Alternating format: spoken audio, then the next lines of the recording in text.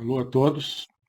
Hoje, 8 de julho, eu queria registrar aqui o meu pesar pela morte trágica do ex-primeiro-ministro do Japão, Shinzo Abe, acontecida num assassinato brutal.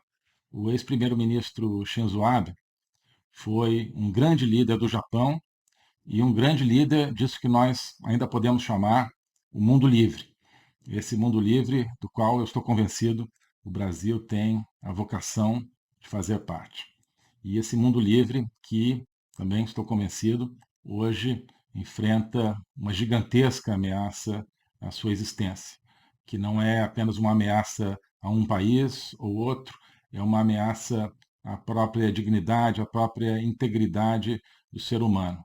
Uma ameaça que parte de alguns projetos hegemônicos de países individuais e também de projetos igualmente hegemônicos, igualmente totalitários, de natureza transnacional, né? Um conjunto de fatores aí que nós podemos agrupar sob o conceito de globalismo. E Shinzo Abe foi um líder justamente contra essa ameaça globalista. Um líder que sempre lutou pela liberdade, pela soberania do seu país e colocou o seu país, o Japão, essa imensa, maravilhosa nação, na coluna da liberdade, na coluna da integridade, da dignidade do ser humano no mundo todo. Então, uma grande admiração pela figura de Shinzo Abe.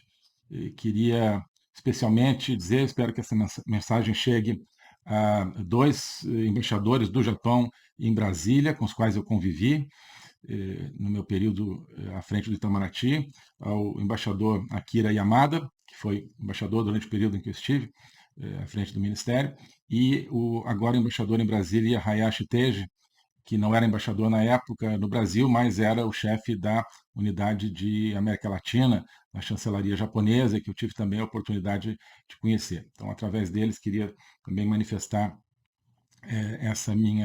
esse meu pesar e essa minha solidariedade. O primeiro-ministro Shinzo Abe era primeiro-ministro quando o presidente Jair Bolsonaro tomou posse no Brasil, portanto, quando eu tomei posse como chanceler, e tive a oportunidade, ao longo dos 2 anos e 3 meses em que estive à frente do Itamaraty, de trabalhar intensamente com dois chanceleres japoneses, o chanceler Taro Kono e o chanceler Toshimitsu Motegi. Inclusive, o chanceler Motegi eu tive a oportunidade de receber numa visita oficial ao Brasil no início de 2001, de 2021, perdão, quando o primeiro-ministro já não era Shinzo Abe, mas era o seu sucessor, com uma continuidade muito grande das suas políticas. Tivemos o encontro do presidente Bolsonaro com o primeiro-ministro Abe já em janeiro de 2019, em Davos. Depois, a visita do presidente Bolsonaro ao Japão para a entronização do embaixador, em outubro de 2019, e encontros também com o primeiro-ministro. E em 2020, criamos, numa reunião em Brasília, uma iniciativa trilateral Brasil, Japão, Estados Unidos, da maior importância, e que colocava o Brasil junto com aqueles que são as duas maiores economias democráticas do mundo, Japão e Estados Unidos, também duas das maiores potências tecnológicas, industriais e potências da liberdade. No momento em que eu pessoalmente acreditava e trabalhava intensamente para isso, para que o Brasil se tornasse também uma grande potência da liberdade. Essa iniciativa traria certamente muitos ganhos ao Brasil, não só econômicos, mas de projeção como uma das grandes democracias do mundo, fazendo coisas concretas para defender a liberdade no mundo.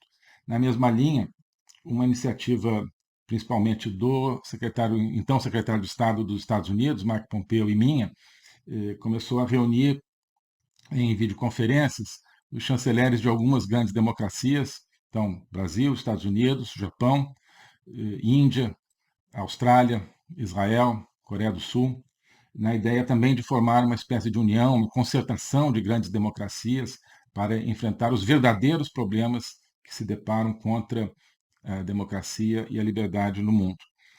Uma iniciativa que precisaria ir em frente hoje, se nós quiséssemos realmente enfrentar esse grande desafio.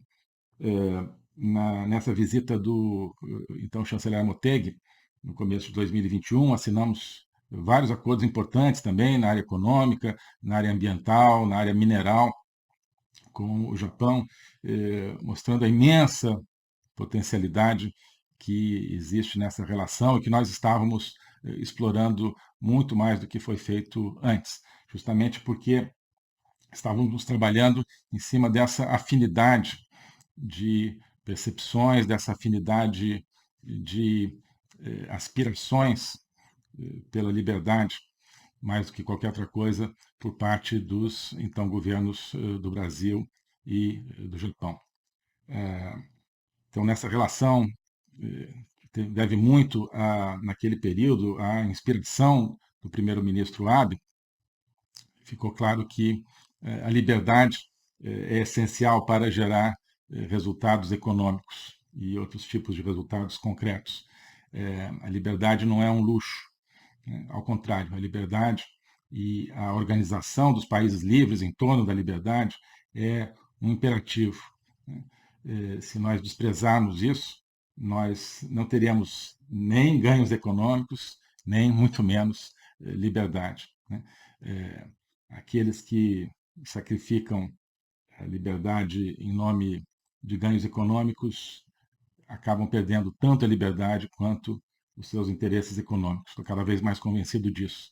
E acho que o primeiro-ministro Shinzo Abe era e continua sendo, através do seu legado, uma inspiração para todo mundo que, ao redor do mundo, acredita nesse princípio. Portanto, é necessário que haja uma investigação muito profunda da autoria e das reais razões do assassinato do primeiro-ministro Shinzo Abe. Essa investigação é de interesse do mundo todo, né? Principalmente do mundo livre, e não apenas do Japão. Eu espero que esse momento dessa perda muito profunda, muito sentida do primeiro-ministro Abe, possa servir a todos nós que nos preocupamos com esses temas dos quais eu estou falando aqui, da liberdade unida à prosperidade, não da liberdade como algo que atrapalha, mas da liberdade como algo que está na essência da vida internacional e na essência do ser humano, que o legado do primeiro-ministro Abe sirva para nós todos que acreditamos nisso como uma fonte de força e uma fonte de inspiração. Queria então transmitir isso. Eu falei dos dois embaixadores que conheci, do Japão no Brasil, reiterar minha admiração também pelos dois chanceleres do Japão com os quais eu trabalhei, Taro Kono e Toshimitsu Motegi, ambos sob orientação, boa parte do tempo, pelo menos, do primeiro-ministro Abe, e sobretudo, da minha grande admiração, meu carinho pela nação japonesa. Acho que, assim como o Brasil, o Japão tem também essa vocação de ser hoje um dos pilares do mundo livre. E tenho certeza que essa percepção, se ela for implementada por esses dois países e pelos outros países livres do mundo, é aquilo que permitirá um futuro brilhante para o mundo todo. Muito obrigado.